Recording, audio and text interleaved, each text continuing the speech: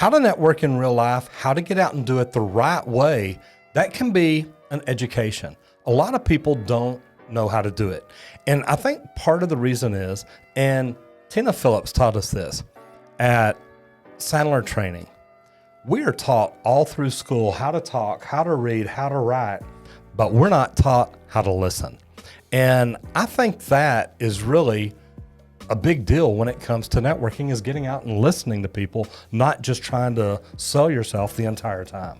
You know, Roger, you're so right about that, because I think when we are out of our comfort zone, and networking is out of comfort zones for so many people, that they start getting anxious and all the adrenaline starts going, and they start thinking, oh my gosh, now I've got to get this person's information, I've got to schedule an appointment, and they're thinking along the lines of hitting their targets, their KPIs. What they're not really thinking is, I just need to relax and get out and network. And most people don't relax, I think, because they're not really prepared. They come to an event, and all they think, and they may have thought about it all day. Okay, I'm going networking tonight, but they don't really know what to do, right, either when they get there or maybe even what they should have done before they got there. Right. What's it start with? Well, it starts with locating the right events. You know, you can go online and you can just Google networking in your city. So for us, networking in Houston. And so we find all the great events that are going on in the city. And you can do that through Meetup, through Eventbrite. Even Facebook has some great events for networking. Get on your social media because you're already comfortable with that. You know, we're so used to staying behind the computer that you can find these great events and then get out and start meeting people. And it's a great way to do it, and finding the right event can put you in front of the right people. And that goes to one of my tips, is have an agenda. If you walk into a networking event to meet everybody there, you're not really going to meet anybody. And because you're going to spend all night just going around handing a card and taking a card and saying hi and moving on. Now, don't get me wrong, there's a time to move on, because you may meet someone that you're like, okay, I see no way that I could ever help this person. But then again, know your agenda. If you walk in and you're like, look, I would like to meet a real estate agent, or a couple, or insurance provider for, home and property and things like that. Right. If you know your agenda when you walk in, what kind of people help you do your business, or what kind of people could you help? Because there may be, especially being a plumber, if I'm trying to help people, there's a lot of people I can help. But to look at the ones that I can really help grow their business, those are the ones that could help me, because a lot of people need plumbing. But listen to what you're saying. You're saying, who can I help? Who is here that is a synergistic partner with me? And that's really what you want to look for, people who have synergy with you, that people that you can bring into your circle. That's how you build your network. And that's really the strategy behind going networking, is to build that network. Eventually, you're going to get business out of it, because you're going to build those relationships. You're going to get those referrals. But in the very beginning, you're looking to build the network. So you want to go at it with an attitude of, who can I help? And that's exactly what you just said. Mm-hmm. You're not in it to, who can I sell to tonight? And I never walk into a networking event trying to sell plumbing. It normally doesn't work. No.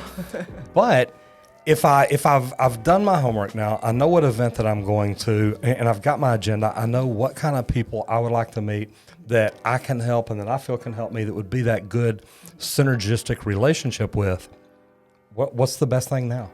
Oh, now you've got to be comfortable in front of other people.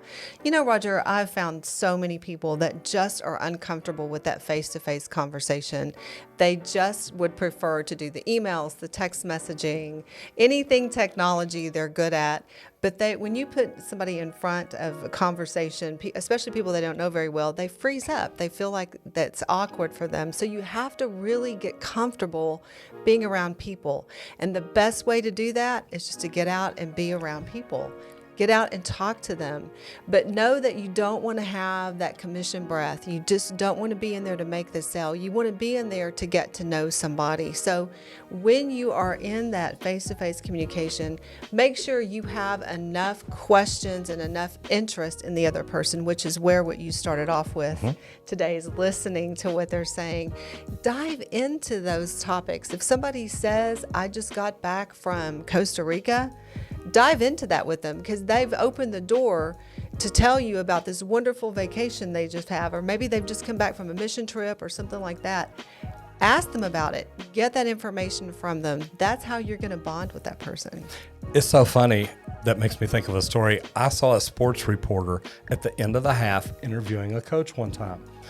And she asked the coach, says, so coach, how'd the first half go? And the coach says, well, you know what? We did some things good. We did some things bad. But you know what? In the second half, what we've got to do is we've got to do this, we've got to do this, and we've got to do that. And that's how we're going to come out and change things. And she literally looks back up at him and says, so coach, what are you going to do in the second half?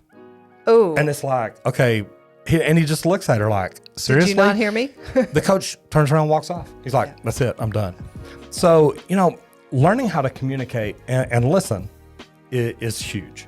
And what happened with that reporter, I'm going to bet, I'm just going to go out on a limb here, is that she either heard something in her ear, got distracted, or her brain was going somewhere else. You have to really learn how to control that. And it's hard for us sometimes. We've got a lot going on.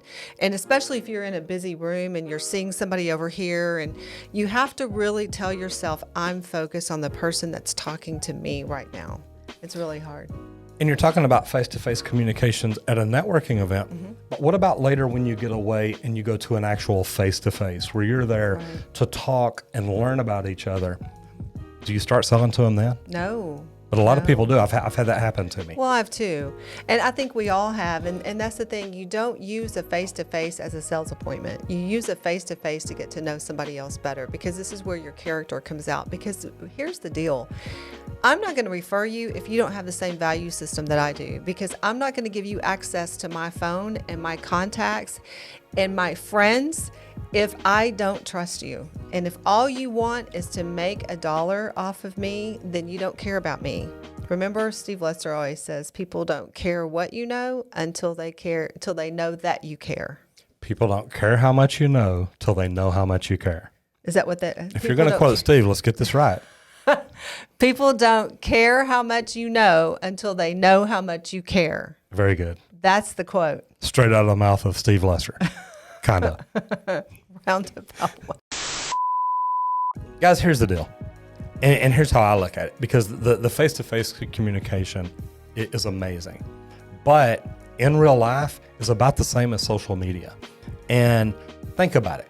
If you go in and you open a message that somebody you've just connected with on LinkedIn, and all it is, hey, I want to sell you this and this and this, and we can rebuild your page, and we can blow smoke where other people have never blown smoke, yada, yada, yada. Man, you don't even know anything about me.